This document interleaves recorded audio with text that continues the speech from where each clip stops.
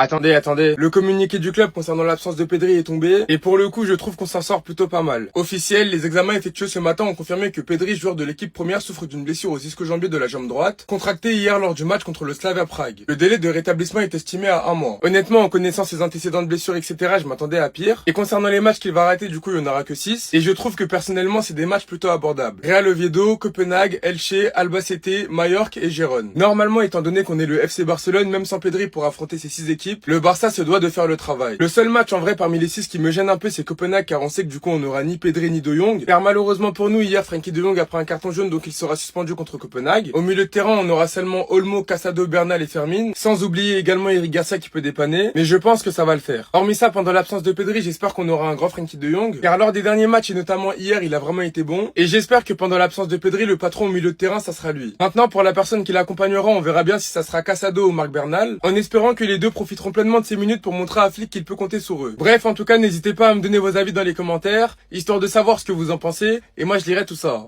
Attendez. Apparemment, les rumeurs nous disent que c'est rassurant, mais pourquoi les gars, est-ce que dans mon cœur, les gars, je suis pas rassuré? Non les gars, pourquoi est-ce que moi dans mon cœur je suis pas rassuré? Quand moi je regarde Pedri, les gars, je suis désolé les gars, mais en fait j'ai peur comme lui. Premier degré devant ma télé, quand j'ai vu Pedri s'allonger au sol, j'étais comme Flick. Vraiment, j'étais comme ça en mode c'est pas possible. Surtout qu'après ça, il a commencé à se toucher l'arrière de la cuisse droite. Et d'après les premières rumeurs, on nous dit que la blessure de Pedri ne semble pas très grave. Le remplacement a été effectué afin de ne pas aggraver la situation. Cependant, il pourrait être absent pendant quelques semaines. Et j'espère de tout cœur que c'est réel et que demain on n'aura pas de mauvaise surprise. Car malheureusement pour nous, Frenkie De Jong a pris un carton jaune et il sera suspendu la semaine prochaine. Pour la dernière journée contre Copenhague, voici les milieux de terrain disponibles. Dani Olmo, Casado, Bernal et Fermin Lopez. Est-ce que je suis rassuré? Honnêtement pas trop. Parce que pour le coup, je sais pas du tout à quoi m'attendre. Même si en vrai, je pense qu'il mettra Fermin Lopez en 10 et Olmo et Casado dans un double pivot. Et on espère que ça le fera. Et vos classements de la LDC, je rappelle que le Barça est actuellement 9ème. Et lors de cette dernière journée contre Copenhague, premièrement, faudra s'imposer. Et surtout, faudra marquer énormément de buts. Bref, en tout cas, n'hésitez pas à me donner vos avis dans les commentaires, histoire de savoir ce que vous en pensez. Et moi, je lirai tout ça. Attendez. Groot a voulu quitter le Barça, y a pas de problème. Des talents à la Masia, c'est pas ce qui manque. Et Brima Tunkara signera son premier contrat professionnel demain. Il entrera en vigueur en mars, lorsque le joueur aura 16 ans. Il est l'une des plus grosses pépites de la Masia. Tellement le petit il est boosté la semaine dernière, il a effectué ses débuts avec le Barça B. Bien évidemment, pour les personnes qui le connaissent pas, j'ai une petite vidéo pour vous. Grosse puissance de frappe, les gars, c'est fort. Il a 15 ans. Chez les jeunes, d'après ce que j'ai pu comprendre, hein, il est déjà en train de briser les records que Lamine Yamal est brisé chez les jeunes. Et vraiment, les gars, c'est archi fort. Vraiment, c'est archi fort. Moi, ce qui me marque avec lui personnellement, c'est vraiment la puissance de frappe. Je sais pas ce qu'il a dans les jambes, les gars, mais c'est une dinguerie. Et carrément, les gars, je suis déjà pressé de le voir en équipe A. Bien évidemment, il a que 15 ans. On va pas non plus abuser. Tous les joueurs ne sont pas des Lamine Yamal. Mais ce qu'il fait actuellement, les gars, chez les jeunes, c'est vraiment fort. En tout cas, je suis très content de savoir que demain, il signera son premier contrat professionnel avec le Barça. Et pour la suite, en équipe jeune, je lui souhaite le meilleur. Et bien évidemment, je vais le suivre de très près. Et on espère que d'ici 2 ou 3 ans, si tout se passe bien, il sera en équipe première. Bref, en tout cas, n'hésitez pas à me donner vos avis dans les commentaires, histoire de savoir ce que vous en pensez. Et moi, je lirai tout ça. Très gros coup dur pour le FC Barcelone, on peut même parler de catastrophe, surtout quand on parle d'un joueur comme Pedri, l'influence qu'il a, parce que Pedri, ça, il est blessé les gars. Donc hier, il est sorti sur blessure lors du match contre Prague. Et ce matin, il a passé des tests. Donc les examens médicaux effectués ce matin ont confirmé que Pedri souffrait d'une blessure musculaire au biceps fémoral de la jambe droite. Donc il est forfait pendant 1 mois. Du coup, Pedri va louper quand même pas mal de matchs. Donc le Real Oviedo, Copenhague, mercredi prochain en Ligue des Champions, Elche, Albacete, Majorque, Girona. Et potentiellement peut-être le barrage aller de Ligue des Champions si le Barça finit en dehors du top 8. Levante également, il pourrait pas être là. Donc voilà, il va louper quand même quasiment 7 voire 8 matchs. Donc on lui souhaite un très bon rétablissement. Et à noter les gars que c'est pas la première blessure longue comme de Pedri les gars. Depuis qu'il est du côté du FC Barcelone, il a loupé quand même 579 jours. Ayant manqué également 104 matchs en gros en raison de blessures. Donc depuis 2021 où il a une grave blessure, il avait loupé plus de 41 matchs, c'était fait les ligaments croisés. Et du coup, pour le match contre Copenhague mercredi prochain, donc Hansi Flick aura à disposition seulement 4 milieux de terrain.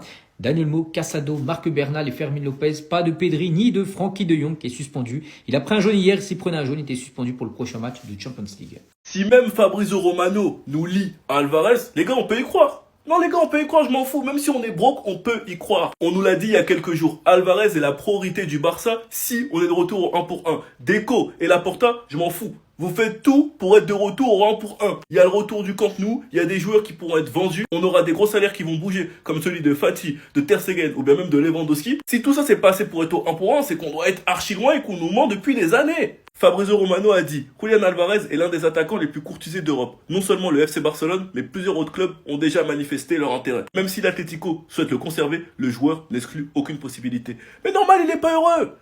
Il est pas heureux, il perd du temps, il gagne pas de titre à l'Atlético. C'est un des joueurs qui peut être l'un des meilleurs à son poste. Donnez-lui juste un bon club, du temps de jeu, de la confiance et de la responsabilité, et vous allez voir. Et pour moi, il y a que 2 endroits où il irait parfaitement bien. C'est au Barça ou au Paris Saint-Germain. Ils ont beaucoup d'attaquants, donc j'espère qu'ils vont nous laisser tranquilles. Mais on peut pas passer à côté d'Alvarez. Pour moi, sincèrement, il pourrait métamorphoser cette équipe et nous rendre encore plus compétitifs. Sinon, vous les gars, vous en pensez quoi? Ramenez-vous sur la patience en nuit. J'aime bien nous appeler les Barcelonais du 9-3, les Barcelonais d'Île-de-France pour nous vanner. Mais s'il y a bien un truc que personne pourra nous retirer, surtout me retirer, je peux jurer que j'aime plus le Barça que certains vrais Catalans qui sont nés en Espagne, qui sont nés à Barcelone. Les autographes des joueurs de Barcelone sont devenus une véritable activité commerciale, ce qui agace les joueurs. Les personnes qui attendent au bord de la Ciudad Esportiva se sont transformées en professionnels. Ils portent des lunettes pour filmer la signature et la prouver, puis le maillot est vendu ensuite pour plus de 800 €.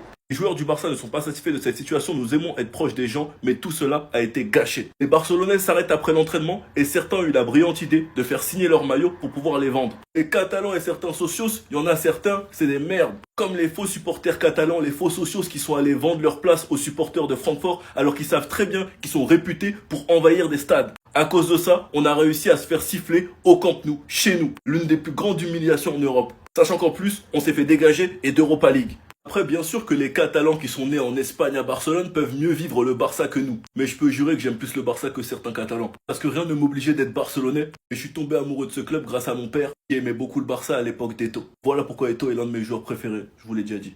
Enfin bref, sinon vous les gars, vous en pensez quoi? Ramenez-vous sur Snap en nu. C'est officiellement la fin du cycle Olmo-Fermin. Fermin-Olmo, Olmo-Fermin.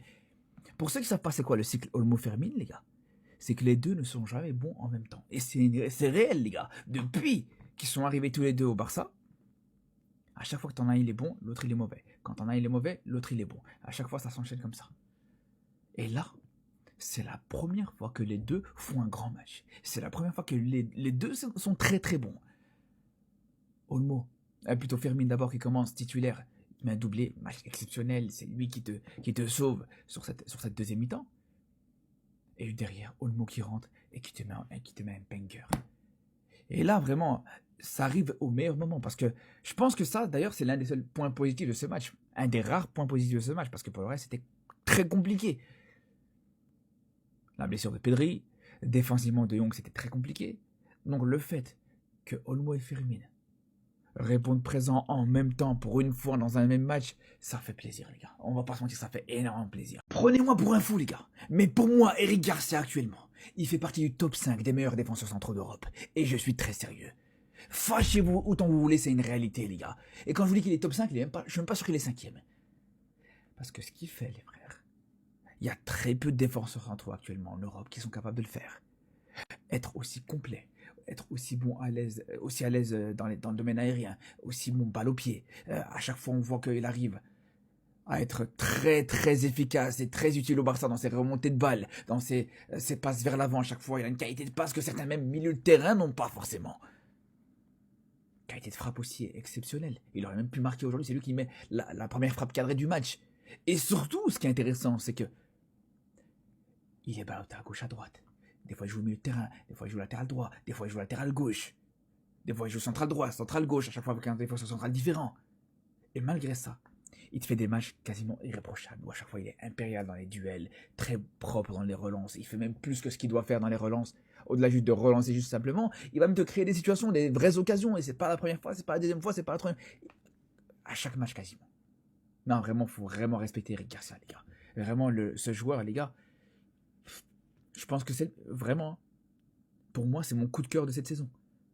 C'est le joueur qui a jamais déçu cette saison, les frères. T'as des joueurs comme Yamal qui était un petit peu en dessous par moment, Rafinha un petit peu en dessous par moment. Même Pedri, par exemple, aujourd'hui, c'est pas exceptionnel, mais en plus de ça, ce qui est complètement fou, c'est qu'il arrive à tenir, il arrive à être très solide, il se blesse quasiment jamais. C'est là où, pour moi, vraiment, Eric Garcia, incroyable. Lewandowski, heureusement que t'as fini par marquer. Parce que ça, là, je te l'aurais jamais pardonné. Ce CSC, je vous le dis, les gars, je l'aurais jamais pardonné à Lewandowski. Pour moi, ça, c'est inacceptable. C'est inacceptable. Parce qu'on peut tout accepter de la part de Lewandowski. On ne lui demande plus forcément de courir, de faire les efforts, le pressing, les retours défensifs, de faire des dribbles. On ne lui demande même plus ça. Mais s'il est même plus capable de réussir des duels aériens dans la surface, pour dégager des ballons, pour réussir à faire au moins le travail défensif à ce niveau-là, je ne sais pas ce qu'on pourrait lui demander de plus. Je ne sais pas ce qu'on pourrait attendre de lui, les gars. Dites-vous carrément, ce qui est encore même plus fou, les frères, c'est que le premier but de cette saison qu'il a marqué en Ligue des Champions, c'est un but contre son camp. Le premier but de cette saison de Lewandowski avec le Barça en Ligue des Champions, c'est contre le Barça. Donc c'est là où je vous dis, heureusement qu'il a fini quand même par marquer, parce que sinon, je vous dis, l'agenda il aurait été vraiment très hard, je peux vous le dire. Après, ça veut pas dire pour autant que ça veut pas dire pour autant, pardon, que ça justifie son match dégueulasse, parce que je vous dis, pour moi, les gars, il est clairement sur la zone de trop. Alors, voilà, merci pour son but contre le Real en Supercoupe, pas de problème, voilà, exceptionnel. Mais on voit vraiment ses limites. Cette saison, vraiment, hein, dans quasiment tous les secteurs, les appels, les courses, les retours défensifs, dans la qualité technique, c'est très compliqué, les frères. Donc voilà, il s'est rattrapé, pas de problème, on passe à autre chose. Regardez la réaction d'Hansi Flick quand Pedri s'est blessé, les gars. Ça résume parfaitement la situation dans laquelle on est actuellement. On est dans la mouise, pour être poli. Regardez, est-ce que vous avez déjà vu Hansi Flick réagir comme ça sur un but encaissé, sur une occasion ratée? Non. Il a réagi comme ça sur un joueur blessé. Vous vous rendez compte? Et c'est pas anodin et je le comprends totalement, il a entièrement raison, les frères. Parce qu'on le voit dans ce match-là plus que jamais. On le voit très souvent. Quand un joueur du Barça est pas là, toute l'équipe du Barça est dépeuplée. Quand il te manque Yamal, mais que t'as Rafinha et Pedri, ça va pas. Quand il te manque Rafinha, mais que t'as Yamal et Pedri, ça va pas. Quand t'as Rafinha et Yamal, mais que t'as pas Pedri, ça va pas non plus. Et c'est pour ça que je le comprends totalement. Et je comprends totalement cette réaction, les frères. Quand tu sais que voilà, les plus gros matchs vont arriver, tu as même la possibilité de jouer. On n'espère pas que ça va être le cas d'ailleurs, mais tu as la possibilité de jouer le match de barrage. On espère vraiment déjà que ce match, on va l'éviter, mais surtout que Pedri reviendra le plus vite possible. Je peux vous dire qu'on va être très attentif à sa blessure de demain. Enfin, au résultat de sa blessure demain. Parce que vraiment, ça va être l'avenir de la saison du Barça qui va jouer sur le cas de Pedri. Les gars, mais Barcelonais, on prend les mêmes et on recommence. Pedri pourrait être absent 3 à 4 semaines. Ah là là là là là. Regardez comment Flick, il était atteint. Quand il a vu Pedri sortir, il a fait ah. Mais je vous jure, je le comprends. Ça doit être tellement chiant. Avant tous les matchs, il doit prier, Flick. En mode, Pedri te blesse pas, Pedri te blesse pas, Pedri.